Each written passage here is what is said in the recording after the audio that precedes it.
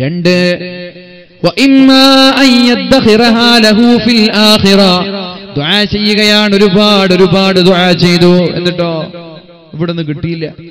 ദുആ ചെയ്യാ, നിരന്തരമായി ദുആ ചെയ്ത് പകുതിയിൽ വെച്ചിട്ട് റബ്ബ് വെറുതെ പറയാണ് ഇത്രയില്ല, ഒന്നുമില്ല, ഞാൻ ഇനി ദുആ ചെയ്യുന്നില്ല, പോയി, അതോടെല്ലാം നഷ്ടപ്പെട്ടു.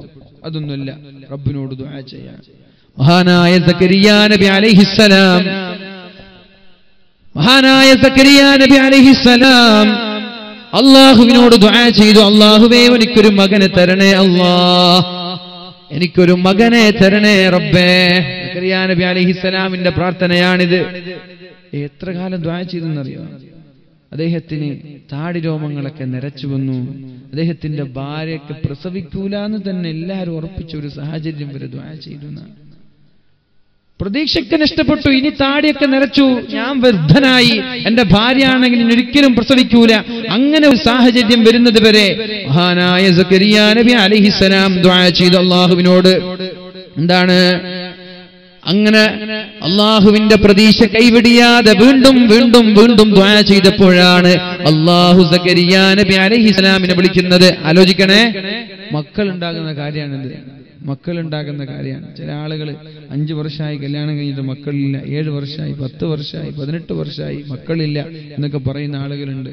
സക്കരിയ നബി അലൈഹിസ്സലാമിന് റബ്ബ് മക്കളെ കൊടുത്തത് അദ്ദേഹത്തിന്റെ താടി രോമങ്ങളൊക്കെ നരച്ചതിന് ശേഷമാണ്. ഇബ്രാഹിം നബി അലൈഹിസ്സലാമിന് മക്കളെ നൽകിയത് 100ാമത്തെ വയസ്സിലാണ്. അതുവരെ ദുആ ചെയ്തു, നിരാശരായിട്ടില്ല. നമ്മൾ 2 വർഷം ദുആ ചെയ്യും, പിന്നെ അത് വിട്, അല്ലാഹ് തരുന്നൊന്നുമില്ല, ഇനി തരുന്നെങ്കിൽ തരട്ടെ എന്നൊക്കെ പറഞ്ഞിട്ട് നമ്മൾ വിടുക, ഒഴിവാക്കുക. അത് നമുക്ക് കിട്ടൂല.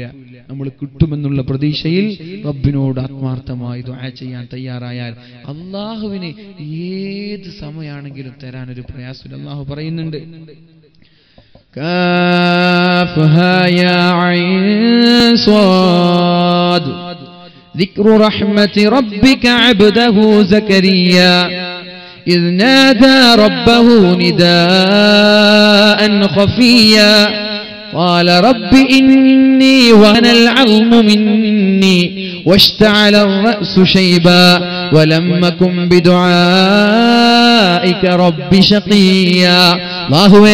അല്ലാഹുവേ എന്റെ താടി രോമങ്ങൾ നരബാധിച്ചു തുടങ്ങിയിട്ടുണ്ട് റബ്ബേ, എന്റെ എല്ലെല്ലാം ദ്രവിച്ചു തുടങ്ങിയിട്ടുണ്ടല്ലോ, എന്റെ ആരോഗ്യം ക്ഷയിക്കാൻ തുടങ്ങിയിട്ടുണ്ട് റബ്ബേ. എന്നാലും ഞാൻ ദുആയിൽ നിന്ന് നിരാശനല്ല റബ്ബേ, എനിക്കൊരു മകനെ തരണേ അല്ലാഹ്. وإني خفت الموالي من ورائي وكانت امرأتي عاقرا فهب لي من لدنك وليا. അല്ലാഹുവേ എന്റെ ഭാര്യ മച്ചിയാണ്, പ്രസവിക്കാത്ത ഒരു പെണ്ണാണ്, മച്ചിപ്പെണ്ണാണ്, പ്രസവിക്കാത്ത ഒരു പെണ്ണാണ്. എന്നാലും എനിക്ക് നിരാശയില്ല. ഫഹബ് ലീ മിൻ ലദുക വലിയാ. അല്ലാഹുവേ അതുകൊണ്ട് എനിക്കൊരു മകനെ താ റബ്ബേ. എത്ര കാലം നരബാധിക്കുന്നത് വരെ ദുആ ചെയ്തു. നമ്മൾ ദുആ ചെയ്യോ? നമ്മൾ മാക്സിമം പോയ 40 വയസ്സ് വരെ ദുആ ചെയ്യും, പിന്നെ നമ്മൾ നേരെ ബാധിച്ചു, കയ്യും കാലൊക്കെ ചുളിഞ്ഞു, വയസ്സായി, അപ്പോഴും ദുആ ചെയ്യുക, അല്ലാഹു എനിക്ക് മക്കളെ വേണം. അങ്ങനെ ഇരിക്കുമ്പോഴാണ് അല്ലാഹു വിളിക്കുന്നത്, യാ സക്കരിയ ഇന്നാ നുബശ്ശിറുക ബിഗുലാം.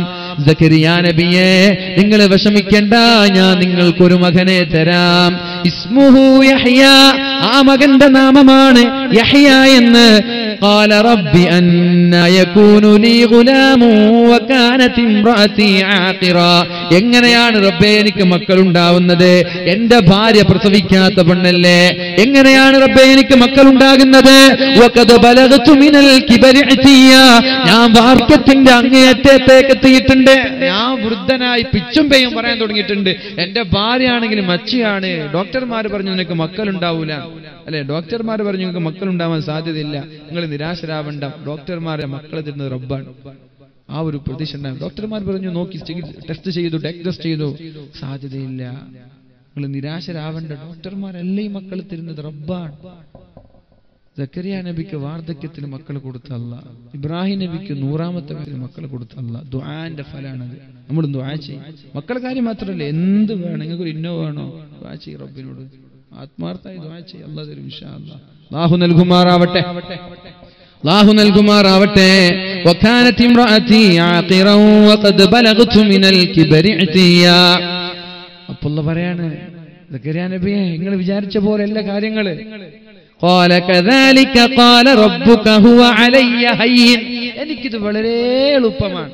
മക്കളെ തരാന്ന് പറഞ്ഞാൽ എനിക്ക് നിസ്സാരമാണ്, എളുപ്പമാണ്. നിങ്ങൾ വിചാരിച്ചതുപോലൊന്നുമല്ല. വയസ്സായി എന്ന് പറഞ്ഞിട്ടൊന്നും മക്കളില്ലാതിരിക്കൂല.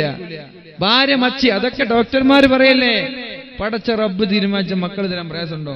അതുകൊണ്ട് ദുആ ചെയ്യേ. മക്കൾ ഉദാഹരണം ഞാൻ പറഞ്ഞതാണ്. ഏത് വിഷയമാണെങ്കിലും അള്ളാഹുവിന്റെ തീരുമാനം ഇങ്ങനെ തന്നെ. ഹുവ അലയ്യ ഹയ്യിൻ, എനിക്കത് വളരെ എളുപ്പമാണെന്നാണ് മഹാനായ യഹ്യാ നബി അലൈഹിസ്സലാമിനോട് അള്ളാഹു പറയുന്നത്. വഖദ് ഖൽഖതുക മിൻ ഖബ്ലു വലം തകു ശൈആ, നിന്നെ ഞാൻ സൃഷ്ടിച്ചിട്ടില്ലേ, നീ ഒന്നുമില്ലായിരുന്നല്ലോ, നിന്നെ ഞാൻ സൃഷ്ടിച്ചിട്ടില്ലേ, പിന്നെ നിങ്ങൾക്കൊരു മക്കളെ തരാൻ എനിക്ക് പ്രയാസമാണോ? ഓ അലയ്യ ഹയ്യിൻ, എനിക്കത് വിഷയമല്ല. നീ ദുആ ചെയ്തതിന്റെ ഫലം അള്ളാഹു കൊടുക്കാൻ. മഹാനമഹദിയായ മറിയം ബീവി റളിയല്ലാഹു അൻഹയുടെ ചരിത്രവും ഇതുപോലെ പറയുന്നുണ്ട്. വദ്കുർ ഫിൽ കിതാബി മറിയം ഇദ് തബദത് മിൻ അഹ്ലിഹാ മകാനാ ശർഖിയ്യ. മഹദിയായ മറിയം ബീവി റളിയല്ലാഹു അൻഹയുടെ സമീപത്തേക്ക് ജിബ്രീൽ അലൈഹിസ്സലാം കടന്നു വരികയാണ്. ഖാല ഇന്നമാ അന റസൂലു റബ്ബികി ലിഅഹബ ലകി ഗുലാമൻ സകിയ. ഉപ്പയില്ലാതെ മക്കളെ നൽകാണ് മറിയം ബീവിക്ക്. പിതാവില്ലാതെ ഭർത്താവില്ലാതെ മക്കളെ തരാണ്. ഭർത്താവില്ലാത്ത മക്കളുണ്ടാവേ? മറിയം ബീവി ചോദിച്ചു, ഭർത്താവില്ലാതെ എന്നോട് ശാരീരികമായ ഒരാൾ ബന്ധപ്പെട്ടിട്ടില്ലല്ലോ, എനിക്ക് മക്കളുണ്ടാവേ? മറിയം ബീവി ചോദിച്ചു. മഹാനായ ജിബ്രീൽ അലൈഹിസ്സലാം പറയുകയാണ്, ഖാലത് അന്നാ യകൂനു ലീ ഗുലാം, എങ്ങനെയാണ് എനിക്ക് മക്കളുണ്ടാവുന്നത്? വലം യംസസ്നി ബശറു വലം അകു ബഗിയ, ഞാനൊരു വ്യഭിചാരിയല്ലല്ലോ, എന്നെ ഒരാളും സ്പർശിച്ചിട്ടില്ല, ഒരു പുരുഷനും എന്നെ തൊട്ടിട്ടില്ല, പിന്നെ എങ്ങനെയാണ് എനിക്ക് മക്കളുണ്ടാവുന്നത്? എനിക്ക് മക്കളുണ്ടാവേ? എങ്ങനെ ഉണ്ടാവുക? എന്നൊരാളും തൊട്ടിട്ടില്ലല്ലോ. അപ്പൊ അല്ലാഹു അതേ മറുപടി, ഖാല കദാലിക ഖാല റബ്ബുകി ഹുവ അലയ്യ ഹയ്യിൻ. അല്ലാഹുവിന് ഇത് പ്രയാസമുള്ള വിഷയമല്ല. മക്കളെ തരാന്ന് പറഞ്ഞാൽ അല്ലാഹുവിന് എളുപ്പമാണ്. പിന്നെന്തിനാ ടെൻഷനാണത്? പിന്നെന്തിനാ വിഷമിക്കേണ്ടത്? മക്കൾ ഉദാഹരണം പറഞ്ഞില്ലേ, നിങ്ങൾക്ക് എന്താ മുതൽ വേണോ, എന്താ വേണ്ടത്? വേണ്ട റബ്ബിനോട് ചോദിക്കും, റബ്ബ് തരും. ഹുവ അലയ്യ ഹയ്യിൻ, അല്ലാഹുക്ക് ഇത് എളുപ്പമാണ്. അല്ലാഹു നൽകുമാറാവട്ടെ. നമ്മൾ പറഞ്ഞു വന്നത് ഇമ്മാ അയ്യദ്ഖിറഹാ ലഹു ഫിൽ ആഖിറ, ഒന്നുകിൽ അവന്റെ പ്രാർത്ഥനയെ അല്ലാഹു ആഖിറത്തിലേക്ക് വേണ്ടി മാറ്റിവെക്കും. ഇനി മരണം വരെ ഉത്തരം കിട്ടിയില്ല എന്നാലോ വിഷമിക്കേണ്ട. ആ ദുആ നാളെ ആഖിറത്തിലെത്തുമ്പോൾ 10 മടങ്ങ് വലുപ്പമുള്ള വലിയൊരു ദറജയായി അല്ലാഹു സ്വർഗ്ഗത്തിൽ എടുത്തു വെച്ചിട്ടുണ്ടാകും. നിങ്ങൾ ഇവിടെ ഒരു നന്മ ഒന്നും ചെയ്തിട്ടുണ്ടാവൂല, പക്ഷെ നിങ്ങൾ നിങ്ങളുടെ ആവശ്യങ്ങൾ റബ്ബിനോട് ഇഷ്ടം പോലെ ചോദിച്ചിട്ടുണ്ടായിരുന്നു. നിരാശയില്ലാതെ മരണം വരെ ദുആ ചെയ്തിട്ടുണ്ട്. പഠിച്ചവനാണെങ്കിൽ ഒന്നും നിങ്ങൾക്ക് തന്നിട്ടില്ല. നിങ്ങൾ നാളെ സ്വർഗത്തിലെത്തുമ്പോൾ നിങ്ങൾക്ക് അപ്രതീക്ഷിതമായിട്ടുള്ള സ്വർഗീയ സുഖങ്ങൾ അല്ലാഹു സ്വർഗ്ഗലോകത്ത് ഒരുക്കി വെച്ചിട്ടുണ്ടാകും. അതുപോലെ ദുനിയാവിലുള്ള സുഖാണോ വേണ്ടത്, സ്വർഗാണോ വേണ്ടത്? എന്താ വേണ്ടത്? ദുനിയാവാണോ വേണ്ടത്, സ്വർഗാണോ വേണ്ടത്? സ്വർഗം. ദുനിയാവൊന്നുമില്ല. ദുനിയാവെന്ന് പറഞ്ഞാൽ എന്താ? ഒരു ഈച്ചയുടെ കൊതുകിന്റെ ചിറകിന്റെ ഭാരം പോലും, അത്ര ഒരു പരിഗണന പോലും ദുനിയാവിന് റബ്ബ് നൽകിയിട്ടില്ല. സ്വർഗം അതാണെല്ലാം. അള്ളാഹു നമ്മളെയൊക്കെ സ്വർഗ്ഗലോകത്ത് ഒരുമിച്ച് കൂട്ടട്ടെ. ഹിസാബില്ലാതെ അദാബില്ലാത്ത സ്വർഗത്തേക്ക് അള്ളാഹു നമ്മൾ ഒരുമിച്ച് കൂട്ടട്ടെ. രണ്ടാമത്, ദുആ ചെയ്ത് ഉത്തരം കിട്ടിയില്ലെങ്കിൽ വിഷമിക്കേണ്ട. അള്ളാഹു നിങ്ങളുടെ സ്ഥാനം സ്വർഗത്തിൽ വർദ്ധിക്കാനാണ്, വലിയൊരു സ്ഥാനം നിങ്ങൾക്ക് നൽകാനാണ്. മൂന്നാമത്തേത്,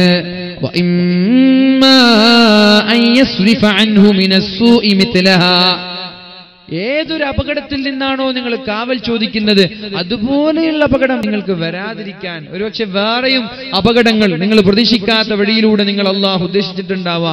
നിങ്ങൾ ദുആ ചെയ്തത് കാരണം നിങ്ങൾക്ക് വരാനിരിക്കുന്ന അപകടങ്ങൾ അള്ളാഹു തടയും. നമ്മുടെ നാട്ടിൽ, എൻ്റെ നാട്ടിൽ എൻ്റെ അയൽവാസിയായ 2 കുട്ടികൾ എടുത്തിട്ടാണ് മരിച്ചു പോയത്, കിണറ്റിൽ വീണിട്ട്. അള്ളാഹു ആ കുടുംബത്തിന് സമാധാനം നൽകട്ടെ. കിണറ്റിൽ വീണു. ഉമ്മമാരകത്താണ്. ഞാൻ എൻ്റെ ഇവിടെ ഒരുമിച്ച് കൂടിയ എല്ലാ ആളുകളോടും എനിക്ക് പറയാനുള്ളത് ഒരു ദുആയാണ്. ആ ദുആ പഠിക്കുകയും എല്ലാ നിസ്കാര ശേഷം ആ ദുആ ജീവിതത്തിൽ പകർത്തുകയും ജീവിതത്തിൽ അള്ളാഹുവിനോട് ദുആ ചെയ്യുകയും വേണം. ഉമ്മമാര് വീട്ടിന്റെ അകത്തളങ്ങളിൽ പാചകം ചെയ്തുകൊണ്ടിരിക്കെ ആ വീട്ടിലാരും ആണുങ്ങളില്ലാത്ത സമയത്ത് എവിടെയോ മരിച്ച സ്ഥലത്തേക്ക് പോയിരിക്കുകയാണ്. 2 പിഞ്ചുമക്കൾ കിണറ്റിന്റെ സമീപത്ത് കളിച്ച് അവിടെ കൂട്ടിവെച്ചിരിക്കുന്ന മെറ്റലിന്റെ മുകളിൽ കയറി അവിടെ ഇരിക്കുന്ന നെറ്റ് കണ്ടപ്പോൾ അതിലൊന്ന് ഊഞ്ഞാലാടാനാണോ എന്നറിയില്ല. അപ്രതീക്ഷിതമായി ഒരു കുടുംബത്തിന് അല്ലാഹു നൽകിയ ആഘാതമാണ്. ഇങ്ങനൊരു ആഘാതം നമ്മുടെ കുടുംബങ്ങളിലേക്ക് വരാതിരിക്കാൻ, ഇങ്ങനെ ഒരു പ്രയാസം നമ്മുടെ കുടുംബത്തിലേക്ക് വരാതിരിക്കാൻ എങ്ങനെയാണ് സഹിക്കാൻ പറ്റുക? 10 മാസം ഗർഭം ചുമന്ന ഉമ്മ, 2 വർഷക്കാലം മുലപ്പാല് നൽകിയ ഉമ്മ, മക്കളുടെ പ്രഭാവിക്ക് വേണ്ടി കഠിനാധ്വാനം ചെയ്ത് നാടില്ലാതെ പ്രവാസ ലോകത്തേക്ക് ചെന്നവിടെ അധ്വാനിച്ച 2 പിതാക്കന്മാർ, എങ്ങനെയാണ് ഒരു കുടുംബത്തിന് സഹിക്കാൻ പറ്റുക? മക്കൾ നടന്നു കാണാൻ, മക്കളൊന്ന് സഞ്ചരിക്കുന്നത് കാണാൻ, മക്കളൊന്ന് ഓടുന്നത് കാണാൻ, മക്കളൊന്ന് സംസാരിക്കുന്നത് കാണാൻ ഒരുപാട് പ്രതീക്ഷയോടെ കാത്തിരുന്ന 2 ഉപ്പമാര്, 2 ഉമ്മമാർ അല്ലാഹുവർക്ക് പകരം നൽകുമാറാവട്ടെ. അല്ലാഹുവർക്ക് സ്വർഗീയ ലോകത്തൊരു ഭവനം നിർമ്മിക്കുമാറാവട്ടെ. അതിനാണ് ബൈത്തുൽ ഹംദി, സ്തുതിയുടെ വീട് എന്ന നാമമുള്ള ഒരു വീട് അല്ലാഹു ആ കുടുംബത്തിന് നൽകുമാറാവട്ടെ. പക്ഷെ ഞാൻ പറയട്ടെ, ഇങ്ങനൊരു അപകടം വന്നാൽ നമ്മൾക്ക് പിടിച്ചു നിൽക്കാൻ പറ്റുമോ? മക്കളില്ലാത്ത ഒരു ഭാര്യയുടെ, മക്കളില്ലാത്തൊരു പിതാവിന്റെ വിഷമം അനുഭവിക്കുന്ന ഒരാൾക്കറിയാം. ഉള്ള മക്കള് മരിച്ചു പോയാലുള്ള അവസ്ഥ എന്താ? ഇങ്ങനൊരു അപകടം വരാതിരിക്കാൻ, ഇങ്ങനൊരു പ്രശ്നം വരാതിരിക്കാൻ വേണ്ടി ദുആ ചെയ്യണേ. അല്ലാഹുമ്മ ഇന്നാ നഊദു ബിക മിൻ സവാലി നിഅമതിക വതഹവ്വുലി ആഫിയതിക വഫുജാഅതി നിഖ്മതിക വജമീഇ സഖതിക. പഠിച്ചോ?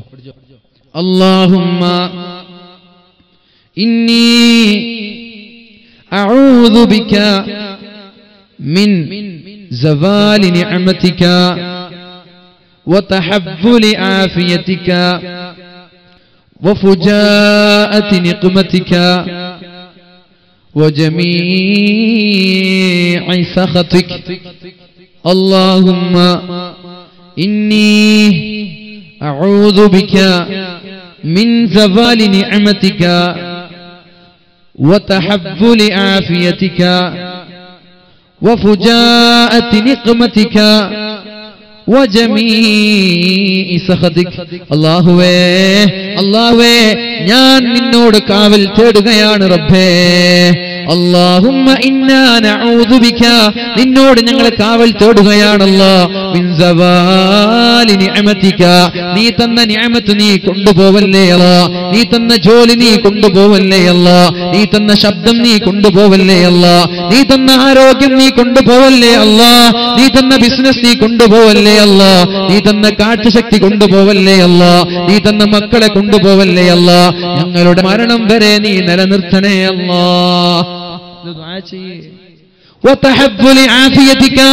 അല്ലാഹുവേ, നീ തന്ന ആരോഗ്യം ഞങ്ങളുടെ മരണം വരെ നീ നിലനിർത്തണേ അല്ലാ. പകുതിയിൽ വെച്ച് ആക്സിഡന്റായി കിടക്കുന്നൊരവസ്ഥ നീ ഞങ്ങൾക്ക് തരല്ലേ അല്ലാ. കാലിന് ബാധമുള്ളൊരവസ്ഥ തരല്ലേ അല്ലാ. വെള്ളപ്പാണ്ട് ബാധിക്കുന്നൊരവസ്ഥ തരല്ലേ അല്ലാ. ഈയടുത്ത് കോഴിക്കോട് ഭാഗത്തൊരു വാലിന് പോയപ്പോഴാണ് അവിടെയുള്ള ഒരു സഹോദരൻ വേദനയോടെ പറഞ്ഞത് ഞാൻ ഓർക്കുന്നത്. എന്റെ മകൾക്ക് 18 വയസ്സായി, ദുആ ചെയ്യണം, കല്യാണ ആലോചനകളൊന്നും ശരിയാവുന്നില്ല. അതിന് കാരണം പറഞ്ഞത്, എന്റെ പൊന്നുമോൾ അവള് പഠിച്ചുകൊണ്ടിരിക്കുകയാണ്, അവളുടെ ശരീരമാസകലം വെള്ളപ്പാണ്ട് ബാധിച്ചിരിക്കുകയാണ്, മുഖത്തും കൈകളിലും വെള്ളപ്പാണ്ട് ബാധിച്ചിരിക്കുകയാണ്. ഒരുപാട് ഡോക്ടർമാരെ കാണിച്ചു, ഹോമിയോപ്പതികളായ ഡോക്ടർമാരെ കാണിച്ചു, തങ്ങന്മാരെ കാണിച്ചു, ശിഫയില്ല, സമനമില്ല, ദുആ ചെയ്യണമെന്ന് പറഞ്ഞു. അല്ലാഹുവേ, അല്ലാഹുവേ, ആ സഹോദരിക്ക് ശിഫ നൽകണേ അല്ലാ. എന്റെ പ്രിയമുള്ള സഹോദരങ്ങളെ, ഇങ്ങനൊരു അസുഖം നമ്മൾക്ക് വന്നാൽ നമ്മുടെ കഥ എന്താണ്? പുറത്തിറങ്ങാൻ പറ്റുമോ? കല്യാണം കഴിയാൻ പോകുന്ന നമ്മുടെ പെൺമക്കൾക്ക് വന്നാൽ ആ പെൺമക്കളെ കല്യാണം കഴിച്ചു കൊടുക്കാൻ പറ്റുമോ? അത് വരാതിരിക്കാൻ വേറെ ഒരു സഹോദരൻ കണ്ണൂർ ജില്ലയിലൊരു പ്രഭാഷണത്തിന് പോയപ്പോ മുറിയിലേക്ക് വന്നിട്ട് കരഞ്ഞുകൊണ്ട് പറഞ്ഞ രംഗം ഞാൻ ഓർക്കുകയാണ്. ഉസ്താദേ, എന്റെ പെങ്ങള്, എന്റെ സഹോദരി 8ാം ക്ലാസ്സിൽ പഠിക്കുമ്പോഴാണ് എന്റെ സഹോദരിയുടെ തലമുടി ഓരോന്നോരോന്നായി കൊടിഞ്ഞുകൊണ്ടിരിക്കുന്നത്. ഒരുപാട് ഡോക്ടർമാരെ കാണിച്ചു, ശമനമില്ല. SSLC കഴിയുമ്പോഴേക്കും എന്റെ പെങ്ങളുടെ തലയിൽ നിന്ന് മുടി മുഴുവനും കൊഴിഞ്ഞു പോയി. ഉസ്താദേ, എങ്ങനെയാണ് കല്യാണം കഴിക്കുക?